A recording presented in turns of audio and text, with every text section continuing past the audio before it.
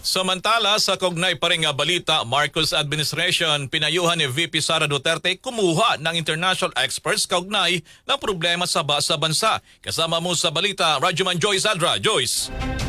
RNN Live Report.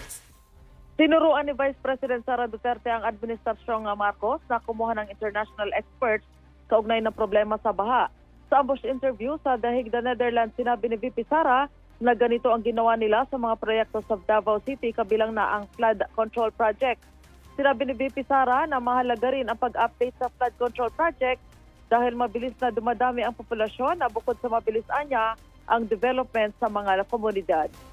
Kailangan nga flood control and drainage projects.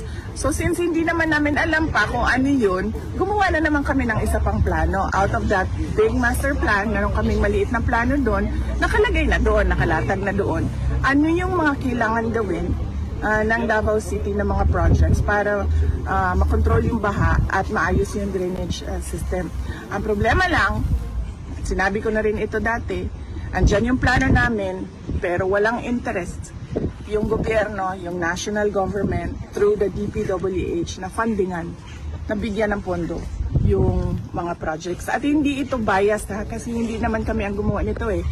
Kumuha kami ng consultants, international experts, to help us make that plan based on their experiences.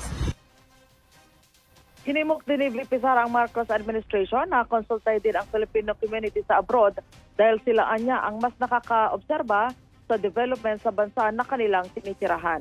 Kasama mo sa DZXL Manila, Rajuman Joyce Collantes, Adra, Tatak, RMN.